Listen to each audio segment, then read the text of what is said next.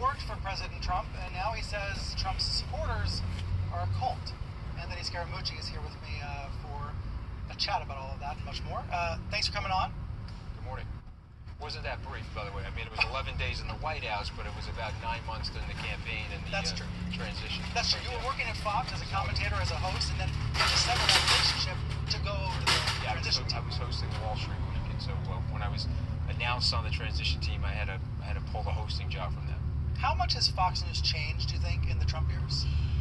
I don't necessarily think that it's changed. I think that there's certain news commentators on Fox that have made a decision that they're in the tank for the president, and so whatever he's doing, they have sort of like the Fox News kaleidoscope.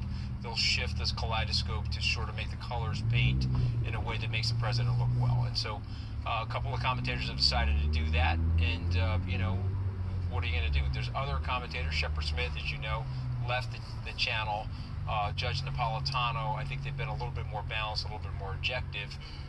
But I think there's elements of a business model there, Brian, where they're galvanizing a lot of viewers. Your last panel really did describe it. The president's always felt like an outsider, and so when you're an outsider, you're susceptible to conspiracy theories, and it's one of the main reasons why he brought somebody in like Mayor Giuliani to sort of run that shadow system, because he always felt like he was outside of the system. And I think that's where a lot of the problems have come in for the president. And when you say that Trump supporters belong to a cult, and maybe some of those Fox commentators then belong to the cult, what's your evidence? Why say a word like that? Okay, so if you go to my Twitter feed, I put out the 10 things that you could look at to see if you yourself are in a cult, okay? And what are those 10 things? Someone's blatantly lying to you, and you're accepting those lies as truth.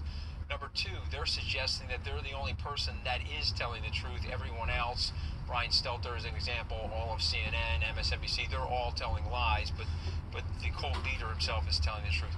Third thing, and I think this is the most important thing, you're disaffected. There's a disaffection. The president did capitalize on that, and I actually wrote in my book, The Blue Collar President, that there is a vacuum of advocacy for white blue-collar workers over the last 3 decades, and that was malpracticed by both establishment Republicans and establishment Democrats, and so he exploited that. And this is the reason why, even though his policies have failed those people, he still represents an avatar for their anger, and so they're going to stick with him until the spell breaks. You have predicted, though, that the president is not going to last much longer, that he's going to resign or I think removed. There's an overwhelming cascade of evidence, and so this week will be the starting of that waterfall.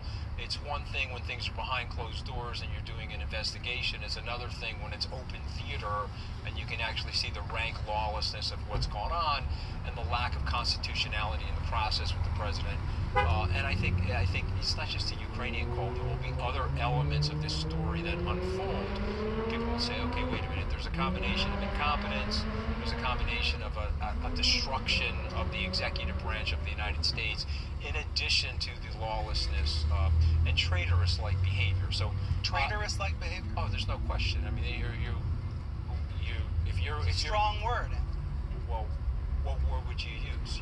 You're on the phone with the president of the Ukraine, and you're strong-arming him to have him go after your political opponent.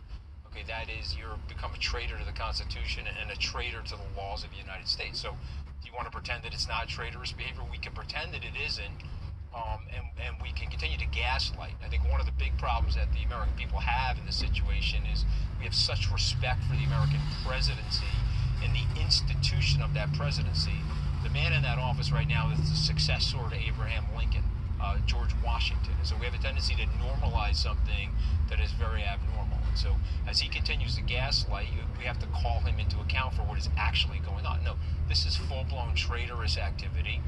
And once it gets exposed, then it'll be up to the American people. What I'm shocked by, as we sit here today, a couple of days after Election Day, I am shocked that Republican leadership have not disavowed this person. I'm just shocked that they would put their partisan interests and their self-preservation to stay in power over the law and the system of the United States that has led to such prosperity and such freedom for so many people. You're talking about Mitch McConnell. You're talking about GOP leaders. Yeah, GOP leaders. You're going to have a person above the law now. This will be the first time in 243 years where there's a group of politicians inside that are saying, you know what, we're going to allow this one person to be above the law. Every other person's been subordinate to the law for the last 243 years, which has led to this great system of liberty and this great system of prosperity. But in order for us to stay in power, somebody's clearly broken the law, clearly doing dishonest things, very un-American things, I might add.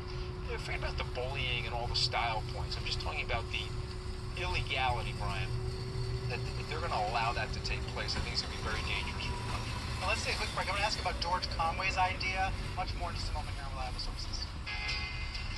We are back on Reliable Sources, and we're back with Anthony Scaramucci, talking about all sorts of things. But I was struck by, of course, this week's other big political news, non-Trump related. It's Michael Bloomberg thinking about getting into this Democratic race. There was a tweet that stood out to me from Kellyanne Conway's husband, George. He was replying to somebody from the Brookings Institution saying, Mike Bloomberg's first major campaign move should be to buy Fox News. And Conway said, seriously, that would be the greatest thing he could do for the country. The idea being, I think, if you change the content on Fox News, moved it away from its pro-Trump bent, then it would change politics in this country. So, I mean, it's a cute idea. Not going to happen. I don't see the mayor doing that, but first of all, I applaud him coming into the race because he's a very accomplished guy, and he's a very practical guy, and I think he'll add a voice that's needed in the race, and so hopefully he comes in full-fledged. But as it relates to Fox News, I think their business model will shift after the 2020 election. It's not clear to me that they'll stay as the enterprise that they are, and in fact, if they're sold, that wouldn't come as a surprise either. But I think that the current business model, particularly the punditry at night, I think that's in the process of shifting. Why would Fox be sold at the election? I think when you listen to their Lachlan Murdoch, you listen to some of the interviews, it may or may not be part of their long-term core strategy. But I get the sense that it may not be. And so we'll have to see what happens. This is speculation to me as a money manager looking at their core assets, how they can actualize long-term value. I think the system that was set up by Roger Ailes and the way Fox News is produced in prime time, I think the expiration date of that is coming. And so my prediction is after the 2020 election, you'll probably see different levels of punditry there. Interesting. You were, of course, in the White House, in the press shop. Now Stephanie Grisham is press secretary. Let's put on screen just kind of a funny graphic, how many times she's been holding press briefings at the White House podium versus the number of times she's been on Fox News. The numbers speak for themselves. You were joking with me. You actually beat her by this ranking. I mean, she's lasted 40 or 50 mooches being defined by 11-day periods of time. But right. I'm 1-0, but you had one time at the podium. Well, I had one time at the podium, but I understand what's going on there, unfortunately for her. And I like Stephanie. I know her a long time. She can't, he's the Sun King in many ways. There's only one spotlight in the Trump administration, and that's on the president. There can be no co-stars. There can be no disruption of that sort of activity. All press relates back to him. One of the biggest problems that America has is he's searching his name Trump as opposed to USA.